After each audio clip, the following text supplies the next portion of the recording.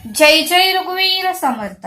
समर्थ म्हणतात की लोकांना वाटतं की काळा रंग अशुभ असतो, पण समर्थ म्हणतात की काळा रंग ही शुभच आहे.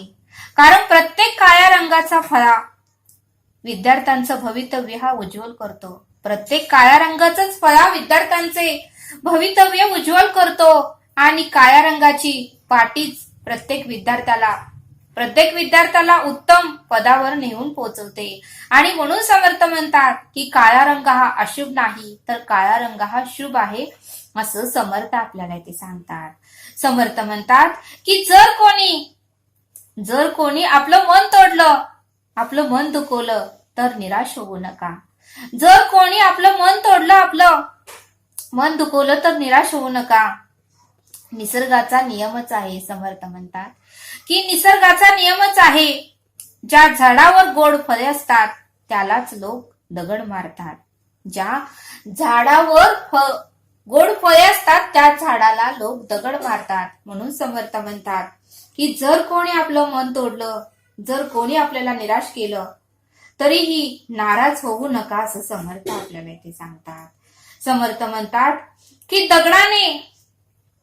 दगडाने आपले डोकेही फुटतं, पण त्याच दगडाची मूर्ती बनवली तर त्यावर आपण डोकेही ठेवतो. समर्थ म्हणतात की दगडाचा एकच प्रकार आहे. त्या दगडाने आपलं डोकंही फुटतं आणि ज्या दगडाने आपलं डोकं फुटतं त्याच दगडाची मूर्तीही तयार केली जाते आणि त्या मूर्तीवर प्रत्येक जण डोकं ठेवून त्या मूर्तीचंही दर्शन घेतो. म्हणून समर्थ म्हणतात की दगडाची जात एकच, पण बघा ना, त्याच दगडाला जर टाकेचे घाव सहन करावे लागतात. ज्या दगडाने टाकेचे घाव सहन केले त्याच दगडाला देव पण येतं, पण ज्या दगडाने टाकेचे घाव सहन केलेले नसतात त्या दगडाला मात्र देव पण येत नाही, असं समर्थ आपल्याला ते सांगतात. आणि म्हणून समर्थ म्हणतात की चांगल्या व्यक्तीलाच त्रास आहे, उत्तमाच्या वागणाऱ्या व्यक्तीलाच त्रास आहे. त्या दगडाप्रमाणे जो घाव सहन करतो त्यालाच त्रास आहे, पण पुढं मात्र त्याला देव माणूस म्हणून सगळेजण ओळखतील, असं समर्थ आपल्याला ते सांगतात. समर्थ म्हणतात की ज्यावेळेस आपण मंदिरामध्ये दिवा लावतो त्यावेळेस दिवा हा पटकन लागत नाही.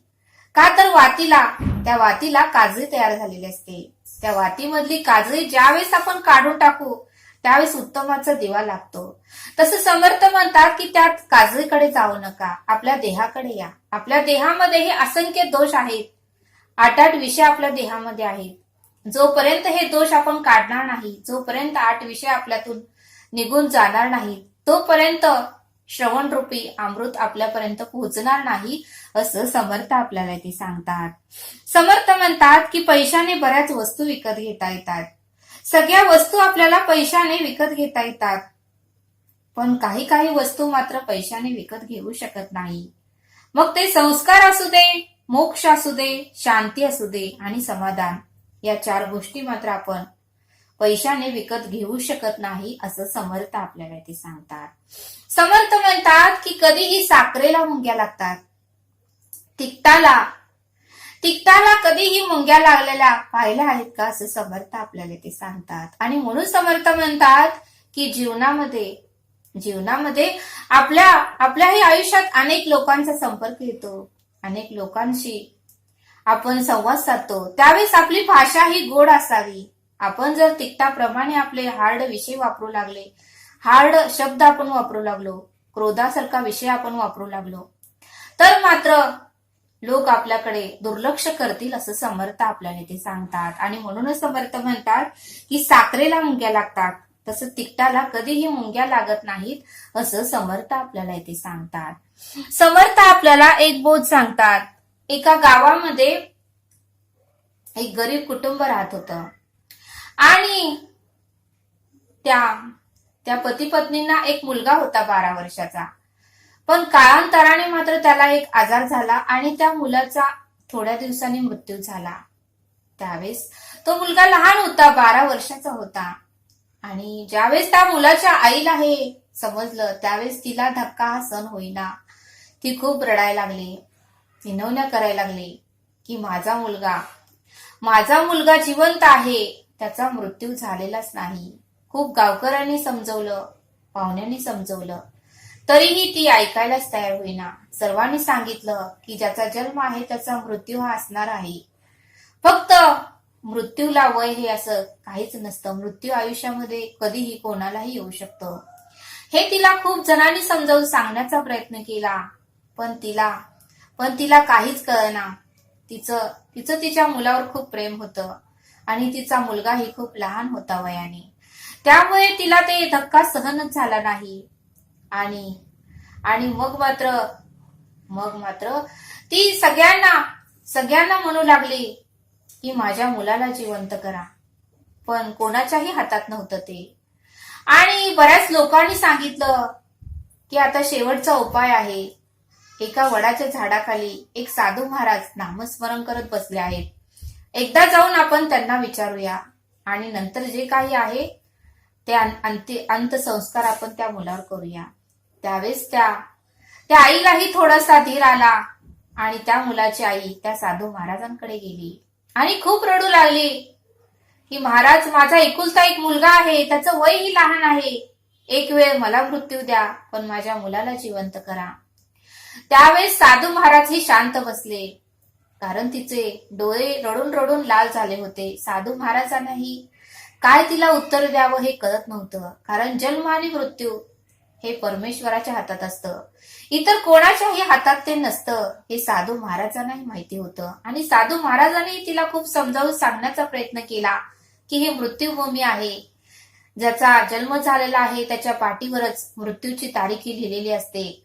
त्यामुळे आपण काहीही करू शकत नाही.